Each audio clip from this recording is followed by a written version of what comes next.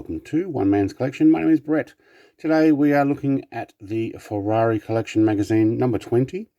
So we're actually going about a quarter of the way through the collection that I actually received for this. I don't think they went much more than mid-80s in the number of issues. So we're looking at the Daytona. Should make sure I get this right. If I can read it.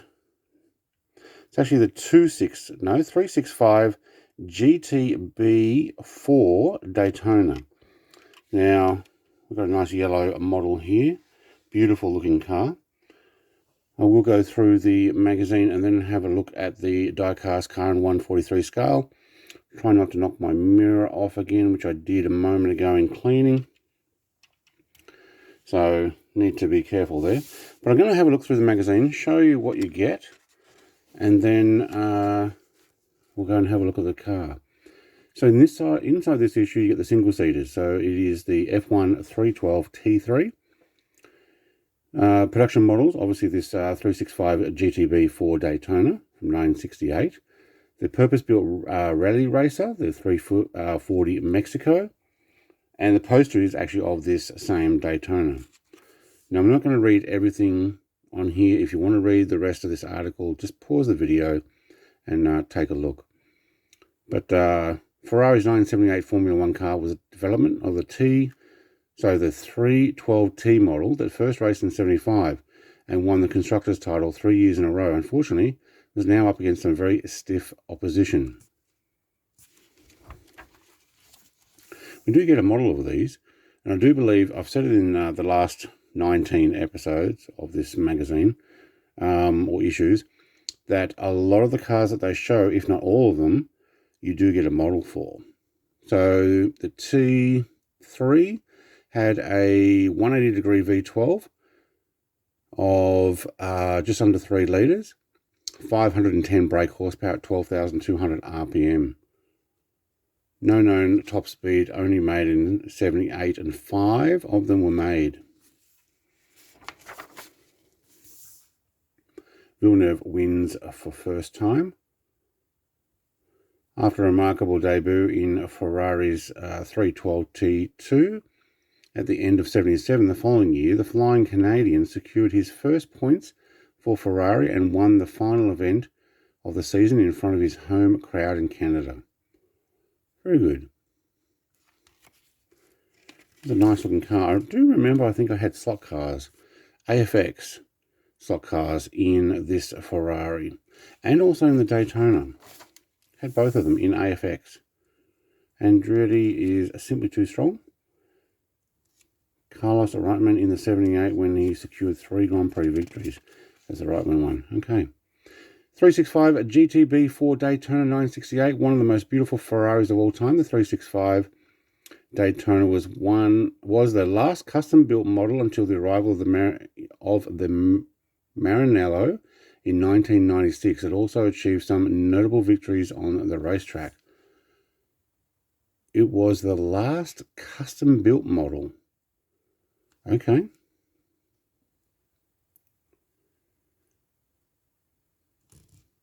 Very nice. Have a look at more of this. A truly great Grand Tourer. I'm not going to read everything on there, but I am going to have a look at the magazine. Later model features pop-up headlights. What's that? The only modification of note over the lifetime of this model concerned its headlights. Early examples were fixed and placed behind clear lenses, while later models featured pop-up headlights. Yeah. Here's our poster. Very nice.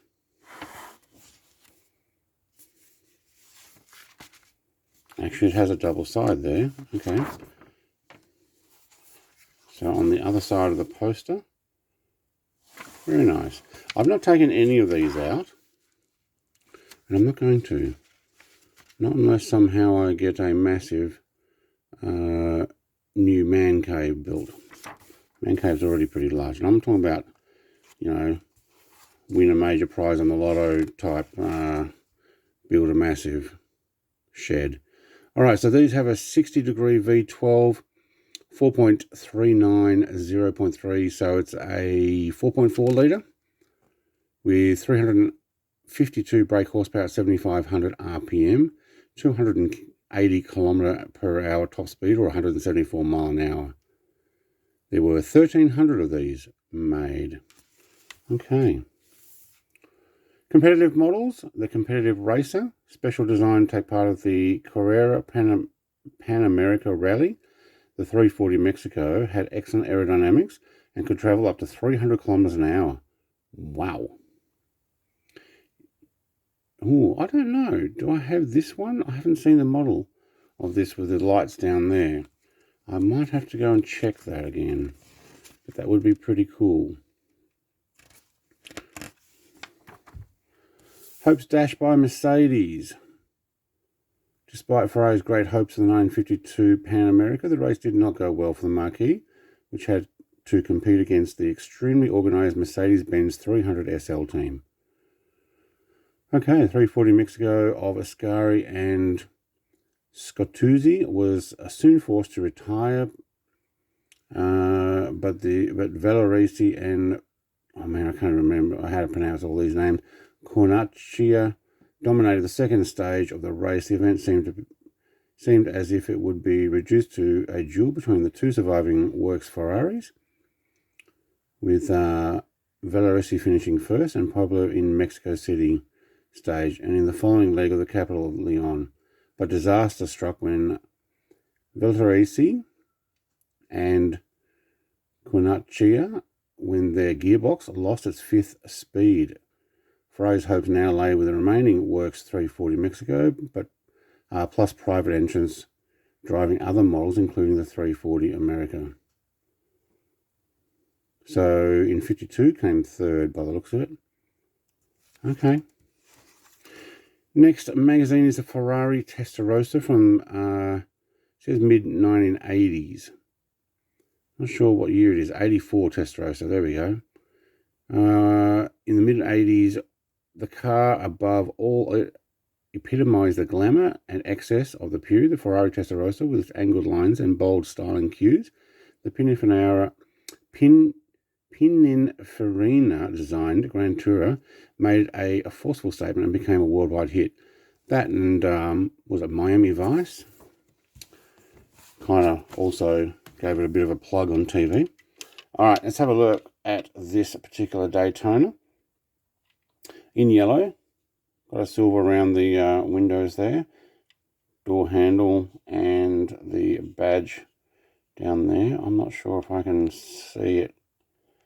Doesn't actually look like it's got, oh yeah, that Pininfarina is actually printed there. Wow, nice. These look like the same 5-spoke that they had on like something like the F40 originally. Obviously a bit deeper dish. Rear end.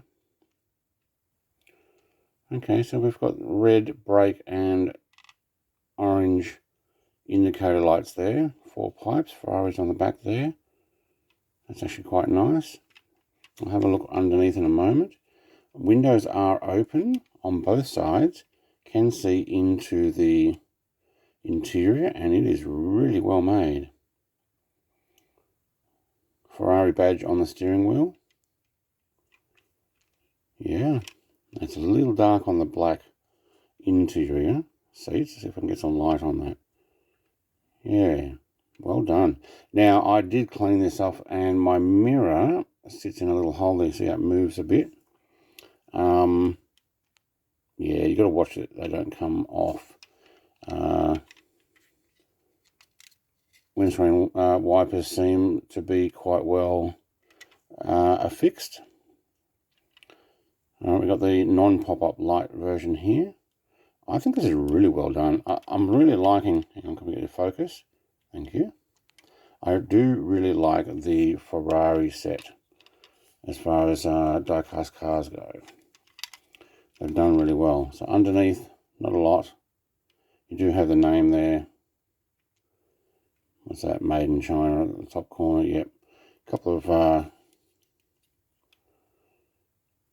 chrome piece of the whole muffler all the way up to the end. Very nice. I'm going to put that on the turntable so that you can have a closer look. Thank you very much for watching. Like, comment, subscribe. I'll be back with the magazine number 21 next week, the Testarossa. Have a great day. Cheers. Bye.